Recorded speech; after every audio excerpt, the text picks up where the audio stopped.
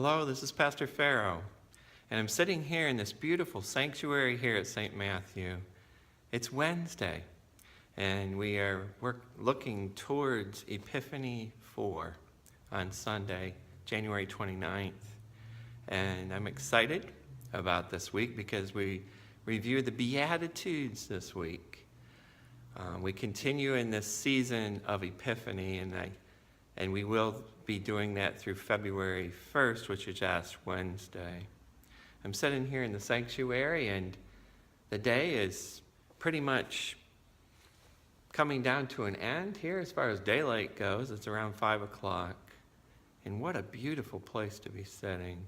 Sometimes this is a good thing about this job that I really love is sometimes I can come and sit in the sanctuary, and you are welcome to do that anytime as well too, and sit and reflect upon the day and what it means when the light of Christ comes and shines on us. And this is beautiful imagery in here today. So the light of the world, Jesus, in this world of Epiphany, or this season of Epiphany, we see the world as it is. Jesus shines the light on the world. Jesus shows those who are on the fringes in society. You know, the majority of the world may pass them up. It may be the person on the street corner. It may be the person walking up and down the sidewalk here at Grandview, lost in thought or lost in maybe a horrible day that they had, and they think maybe that they're the only ones in the world who understand, but it is Jesus who shines a light and says, I am here. Shines a light and says that God loves us. And that's what the season of Epiphany is about. Epiphany also shines a light and shows in those dark corners, those places that we think that God is not, those dark corners where God should be, actually. And Jesus tells all. Jesus shows, reveals God to us as we sit in those dark corners. This week, in Matthew chapter 5, as we review the text, we will see Jesus, the teacher, the rabbi. Jesus is retreating up into the mountains, and he's going to sit down, and he's going to teach in his role as a Jewish rabbi. As we know, the writer of Matthew looks at Jesus' Jewish cultural history there, and Jesus' ancestry, and examines that. And he does show us as Jesus the teacher. There are 5 discourses within the book of Matthew, and this would be the first one, Matthew 5 through 7, actually, those chapters. So the Sermon on the Mount is included in this, and Jesus sits down and teaches the people. Now, a mountain is very important in Jewish culture. As you very well know, that Moses received the law from God up on top of Mount Sinai. And he came down and he taught the people. So mountaintops are very important. So this is very symbolic.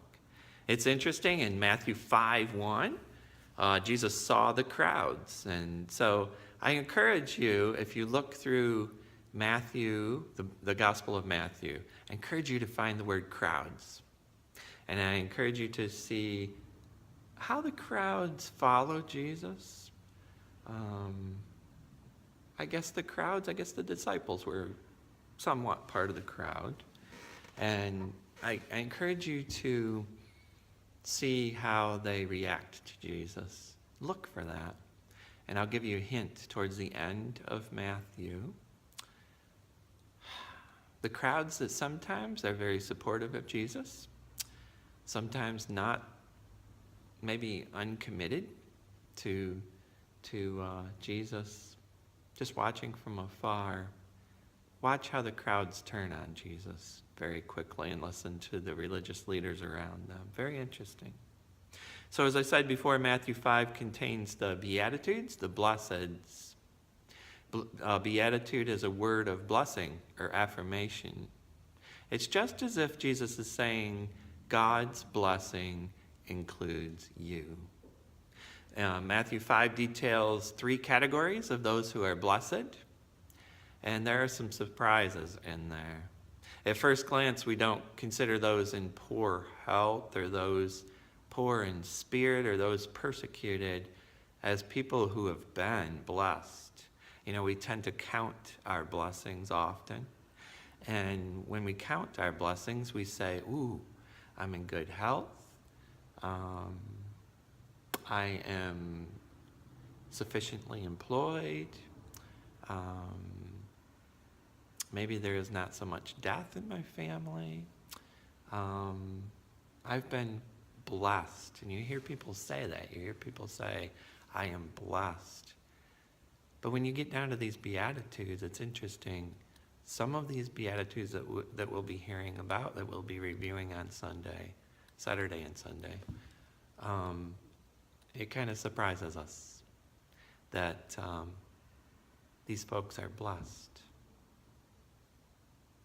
I think you'll be surprised to find that all of these people who are in these categories, in all these 3 categories of people who are blessed, I think that you will find that we have a lot more in common than what we realize. That all of us may be a little poor in spirit in one way or another. One thing that we indeed have in common is that we are in need of God.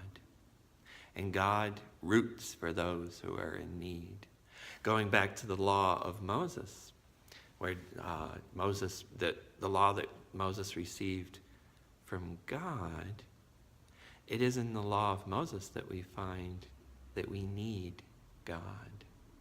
It is in the law of Moses that we find that God takes care of those who are on the fringes in society.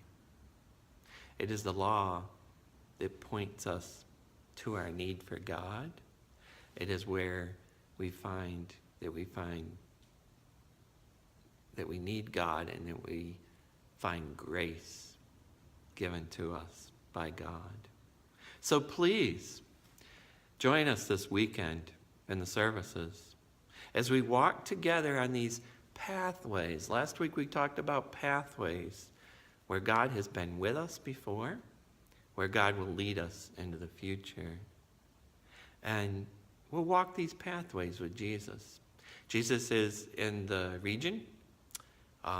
Last week he was around the Sea of Galilee. We found him. Now he's going up into the mountains, and he's finding the people, and he's sitting with them exactly where they are. And we'll discover his teaching, and we'll discover how it is that Jesus walks with us. God is with us in all of our needs. My prayer for you this week is that you know that God is with you. You are blessed. Thanks be to God.